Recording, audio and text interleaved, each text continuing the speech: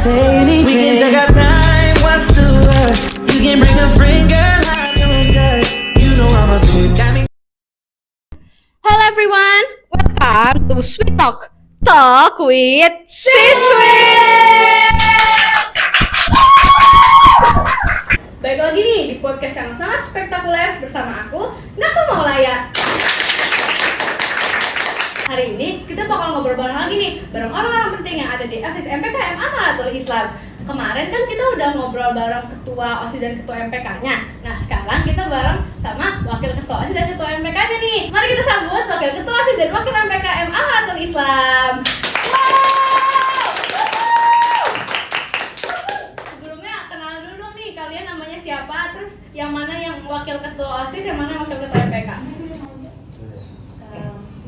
Halo semua, nama aku Faizan Dini Hussein, aku wakil MPK MA Amanatul Islam. Halo semuanya, perkenalkan nama saya Fabianza Rosyana. Saya adalah wakil ketua OSIS MA Amanatul Islam tahun masa jabatan 2024-2025. Nah, kemarin kan kita udah ngepoin nih gimana sih tugasnya ketua OSIS sama ketua MPK, terus gimana caranya mereka mengatur waktu, gimana caranya mereka bisa mendapatkan jabatan itu. Sekarang kita gantian nih, kita ngepoin wakil ketua OSIS sama wakil ketua MPK. Boleh ya? Oke, pertanyaan pertama, gimana sih nih caranya kalian untuk daftar menjadi wakil ketua OSIS dan wakil ketua MPK di periode ini? Terus ada nggak sih tantangan kalian untuk mendapatkan jabatan ini?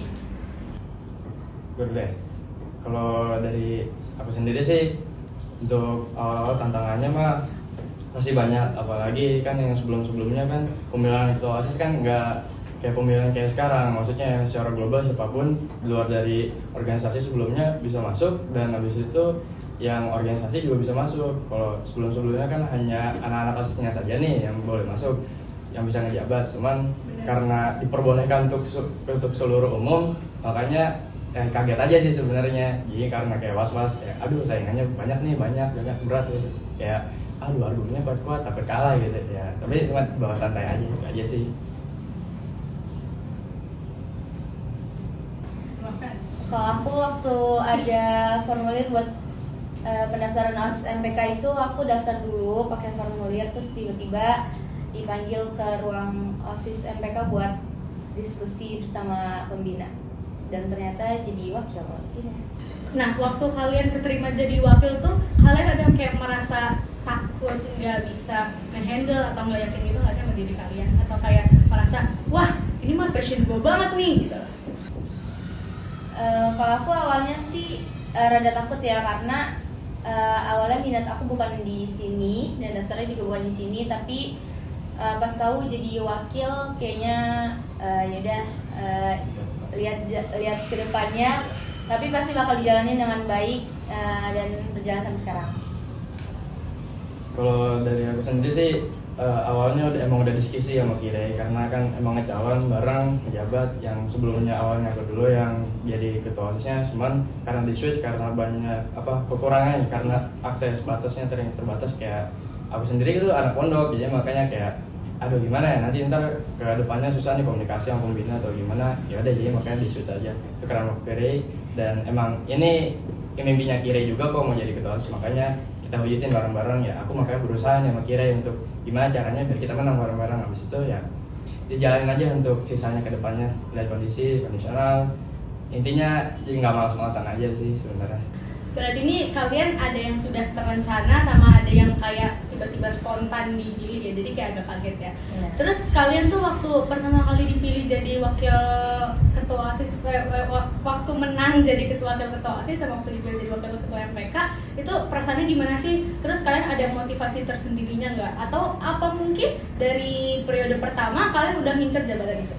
Kalau dari aku sendiri sih sebenarnya yang kalau dikata menang senang, cuman yang nggak ingin berlebihan aja. Soalnya karena banyak problem di pondoknya, jadinya ada latar belakang yang nggak suka aja sama akunya. Makanya kayak aduh menang nggak usah terlalu bahagia banget, cuman kedar di hati aja sih sebenarnya.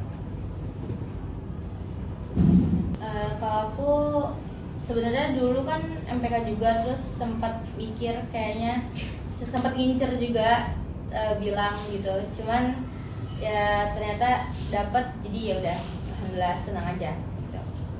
Terus tuh tugas kalian jadi wakil di sini tuh ngapain aja sih?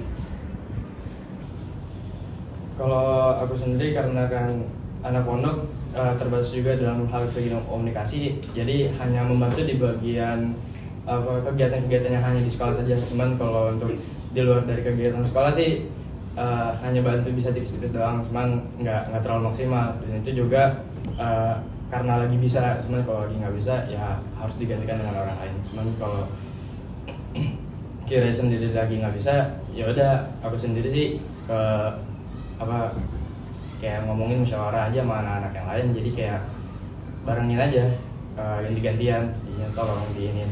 Kalau aku pasti koordinasi dulu sama ketuanya apa yang harus aku kerjain. Jadi kalau misalnya ada sesuatu kita diskusi dulu aja.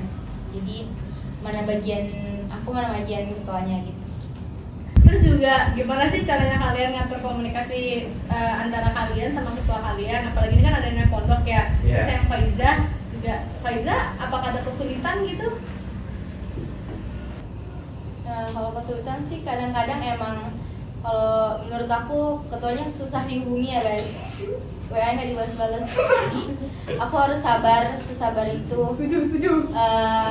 WA aja sih, komunikasi aja, jaga terus juga kabarin sesuatu kalau ada event atau hal apapun.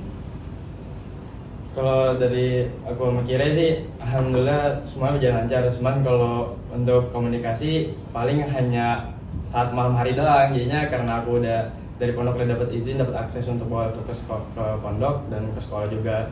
Dari sekolah juga pihak sekolah memperbolehkan. Jadi kayak ya udah mempermudah gitulah jadinya. Cuman kalau untuk komunikasi di luar itu semua, alhamdulillah sih ada beberapa hal yang udah bisa ditangani untuk masalah-masalah hal yang sepele. Cuman tapi kalau untuk masalah-masalah besar, alhamdulillah ini belum ada. Semua jangan sampai ada, soalnya takut repot kemana-mananya sih. Dan itu aja sih. Jadi berarti nih kalian tipe orang yang nggak suka ada di depan layar, jadi lebih suka orang-orang yang bekerja di balik layar ya. Terus boleh dong kasih tahu pelajaran terbesar kalian, apa pelajaran terbesar kalian sama kalian menjabat menjadi wakil ketua OSIS dan wakil ketua MPK tahun ini? Kalau aku sendiri sih untuk pelajaran terbesarnya gimana ya? Yang dirasain hanya ini doang, solidaritas, untuk menjaganya seperti apa, menyelesaikan masalahnya seperti apa. Sisanya sih selebihnya kurang berasa sih untuk bagian terbesarnya. Tapi kalau yang terbesar di diri aku tuh yang manfaatnya hanya itu saja sih sebenarnya. Ya nggak yang terlalu banyak-banyak, cuman tetap asik, seru, dan sebenarnya nanti manfaat terbesarnya kayaknya nanti pas di luar sih, udah nggak di sekolah sini, udah nggak jabat, jadinya sebagai pengalaman pribadi aja sih nanti entar. Kalau ya gimana? Kalau aku pelajaran terbesar yang bisa diambil tuh kayaknya buat aku tuh bisa ngelatih mental banget. Jadi kayak ya harus mental harus kuat aja gitu. Terus sama apa sih cara bergaul sama orang-orang banyak gitu. Terus pasti banyak banget sih pelajaran yang bakal diambil buat pelajaran nanti ke depannya. Udah situ aja. Terus juga menurut kalian ya, OSIS MPK yang sekarang tuh udah cukup dekat tuh sama siswa-siswinya. Apakah kalian kayak udah pernah kayak ada yang ngadu ke kalian kayak OSIS bikin gini-gini dong, atau mungkin iya pokoknya ngadu-ngadu hal yang tentang berbau sekolah gitu dah siswa-siswa ke kalian? Kalau untuk aku sendiri sih pernah dapat banyak juga dari anak pondok, terus juga pernah juga dari anak luar, anak sekolahnya. Cuman kalau untuk tahun ajaran baru ini karena masih ada sebulan doang ya, baru sebulan masuk sekolah, cuman jadi kayak masih kurang lah, masih kurang, belum dapat feel-nya kayak untuk kedekatan kekeluargaan. Cuman kalau untuk tahun yang sebelumnya, wah itu udah berasa, jadinya udah mulai ada banyak masukan kayak, makanya ini udah mulai banyak perubahan gitu dari kita juga masing-masing. Terus makanya nih untuk tahun ini kita maksimalin karena udah masa-masa terakhir, ya udah harus kita maksimalin semuanya. Kalau Eja gimana aja? Kalau aku sih udah banyak juga yang ngomong kayak gini dong, kayak gini. Jadi kita lebih banyak dapat saran gitu buat kedepannya. Menurut aku udah lumayan sih, tapi belum yang banget gitu. berarti kayak udah lumayan lah ya beberapa ada yang merasa dekat sama OSIS, jadi mereka bisa mengadukan suaranya gimana gitu biar suara-suara rakyat terdengar. Ini kan dari tadi pembahasan kita kayak serius banget ya, sekarang kita kayak santai dulu nggak sih? Gitu. Ini kan kita udah di akhir-akhir yang dimana pasti kita banyak rapat, jujur banyak banget rapat kayak pusing banget. Nah, menurut kalian ya, ini kita spill merek aja ya. Siapa sih yang paling ngaret atau enggak yang kayak kalau rapat tuh sering nggak datang gitu tuh siapa? Sebut nama. Kalau yang ngaret kayaknya di sebelah kanan gue. Kagak. Enggak, soalnya tuh dia kalau mau datang rapat tuh harus ke kamar mandi dulu, beres dulu. Terus datangnya tuh lama, tapi lama gitu. Jadi harus nungguin dia dulu nih kayak waktu rapat kemarin 17-an. Iya. Kemarin rapat 17-an juga itu kan ada masalah, problemnya dipanggil makanya kan telat datangnya.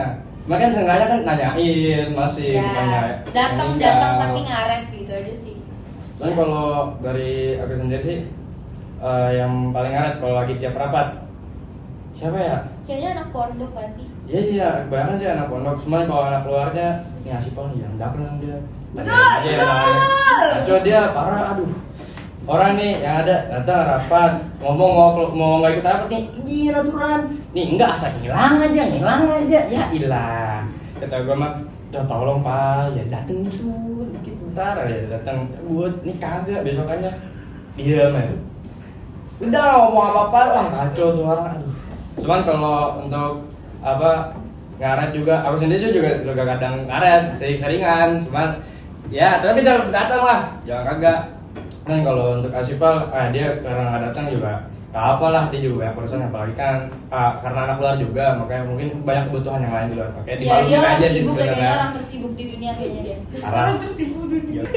Tapi kalau untuk argumen yang Asipal sering telat dan atau nggak datang itu setuju banget. Kita pernah kemarin itu rapat rapat di luar sekolah ya, yang waktu pokoknya ada 2 kali event penting yang rapat buat sama foto. Kita foto. Ini dendam banget. Parah banget sih. Itu siapa sih parah banget itu? Enggak, lu kemarin aja di datang foto aja susah banget. Orang di telepon, itu mah diangkat. Berapa orang sih telepon? Disko. Gua nyuruh semua orang buat nelponin dulu ya. Itu siapa sih? Siapa deh itu? Lu? Di shoot dong, di shoot. Ya sumpah, di shoot sekali aja. Di shoot, enggak apa-apa. Parah banget. Parah banget, parah. Sumpah, ini udah jadi omongan. Oke, lanjut. Kalau misalnya yang paling, kalau kan tadi kan kita udah bahas yang paling ngaret ya. Yang paling on time itu siapa gitu? Kayak pasti setiap kita datang udah ada selalu udah ada muka-muka nih orang gitu. Itu siapa aja sih yang biasanya on time banget gitu? Gimana sih? Gue nggak tahu. Gue juga nggak tahu lagi. Ya kalau gue sendiri gimana ya? Untuk menghormati ketua kita Kirai, dia sering banget datang. Vira juga sering ingetin, Nafa juga sering ingetin, datang juga rajin. Cuman kalau lagi pada nggak bisa ya semuanya dimaklumin lah, karena lagi pada nggak bisa datang aja, karena ada uzur atau gimana. Ya kalau untuk yang paling rajin siapa ya? Udah berat sih pilih aja, soalnya rata-rata semua datang hampir on time semua. Tapi jadi waktu itu yang kata kita bikin properti, gue lu datang janjian jam 8, udah jam 9. Yang properti yang lagi mau sama. Oh iya. Yang gua chat lu di mana, janjian jam berapa? Ya waktu itu kita mau bikin properti, janjian. Pokoknya nanti 7:30 semua udah pada di sekolah ya. Ujung-ujung 9:30 baru pada mulai. Ya, aduh, kasihan banget itu yang nunggu 1,5 jam. Makanya ya udahlah nggak apa. Karena lagi pula itu juga habis hujan, makanya ya udahlah pada kepagian itu kayaknya ya. Sekarang kebagian. Nih bagi kalian nih ya yang bingung siapa sih tuh Asipal, siapa sih tuh Kirai, makanya nonton dulu nih podcast kita yang episode pertama bersama ketua OSIS dan ketua MPK. Ada pertanyaan lucu lagi nih ya, kalau misalnya OSIS MPK tuh diibaratkan makanan, menurut kalian OSIS MPK tuh makanan apa dan alasan itu apa? Contoh misalnya kayak kalian menjadikan kayaknya OSIS MPK tuh kalau jadi makan kayaknya mie ayam deh, soalnya bikin nagi gitu. Masuk. Beli apa? Kalau gua kayaknya kepikiran kepikirannya ini deh. Tau nggak sih nasi kebuli yang gede banget itu? Ya, Nasi ini kebuli. nasi kebuli Ya, yang gitu kita ya. gede itu. Soalnya nasinya itu ibaratkan OSIS, ayamnya kan di atas banyak juga ya. Itu MPK-nya. Asik. Jadi kayak bersatu gitu. Kalau dari aku sendiri sih ada dua kesamaannya. Yang satu nasi goreng, yang satu es campur. Kalau nasi goreng ibarat nih anak OSIS digoreng-goreng mulu, wah dibikin stres, bikin susah. Cuman kalau di ibarat es campur, kalau lagi otaknya pada dingin, apa aja dikeluarin, heran, kayak ada aja gitu idenya. Karena es campur ya pada bervariasi lah, biasa itu kadang juga suka kebanyakan bercanda. Jadi itu yang bikin apa suasana itu jadi berwarna lebih meriah aja jadinya. Itu sih. Kan tadi kita udah ngebahas nih ya masalah OSIS MPK, berarti kan ada seru-serunya gitu kan. Yeah. Mungkin ada nggak nih motivasi buat adik-adik kelas mungkin yang pengen join OSIS sama join MPK gitu kan? Berhubung kita udah mau lengser nih ya, motivasi kalian tuh apa nggak sih? Ada nggak buat adik-adik? Ayo adik-adik masuk ke organisasi GMM Marti Islam, karena motivasinya sih pasti bakal banyak banget pelajaran yang didapat sama kalian semua. Terus juga kayaknya seru gitu pasti dilihatnya, dan bakal kenal sama banyak orang. Ayo mas, cepat daftar. Kalau dari aku sih pesan-kesannya kalian kalau yang mau mau bersosialisasi gampang, yang awalnya introvert mau jadi ekstrovert, coba masuk organisasi, sumpah semuanya berubah pasti. Terus misalnya kalau yang yang nggak pengangguran, yang nggak punya kesibukan, sumpah itu wajib masuk itu, daripada nganggur doang di rumah mau ngapain. Terus kalau ada beberapa saran lagi yang cocok, ini aja kayak kalian nih yang mau lebih dekat dengan orang, lebih punya banyak pengalaman, cuman nggak berani stres, mending nggak usah masuk. Serius, mending gak usah masuk, soalnya bener-bener goreng-goreng. Cuman kalau kalian yang berani punya mental baja kuat, masuk, coba. Soalnya emang bener-bener bertantangan banget. Punya tantangan, wah bener-bener harus bisa ngatur waktu, ngatur tenaga, aduh semuanya stres digoreng-goreng situ. Apalagi kalau anak pondok, waduh harus pikir 2 kali tuh, harus bener-bener bijak. Cuman kalau yang udah siap nih, sumpah wajib masuk kalian, soalnya ada banyak rewardnya di akhirnya. Jadinya benefit dari untuk selesai dari lengsernya habis masa jabatan OSIS itu banyak. Nanti kayak ada sertifikat, habis itu nanti juga ada surat rekomendasi dari sekolah untuk kampus. Kalau yang mau masuk PTN atau PTLN itu bisa dipakai. Itu sih, udah cukup sih. Dalam menurut kalian, ini kan kita udah akhir banget ya, ini kita akan selalu ingetin kalau misalnya kita udah di akhir jabatan ya, biar kita kayak kita sadar kita udah tua guys, kita udah kelas 12, kita udah harus mentingin karir kita. Pasti kan ada nih ya di OSIS sama MPK tuh kayak momen-momen kocaknya, momen-momen konyolnya, momen-momen sedihnya mungkin juga ada. Boleh dong bagi-bagi cerita kalian tentang momen kocak, momen sedihnya itu gimana, biar kali aja adik-adik nih yang mau masuk join OSIS atau MPK tuh jadi kayak, wah ternyata OSIS seru ya, wah ternyata jadi OSIS bisa bikin gila ya, wah ternyata jadi OSIS bisa bikin banyak relasi atau gimana gitu. Kalau dari aku sendiri sih, kalau untuk momen seru dan kocaknya itu kalau lagi persiapan acara, kalau lagi ada acara apa, habis itu lagi kalau mau tugas, habis itu sebelum rapat dimulai, itu ada aja itu tinggal lakunya anak-anak anggota.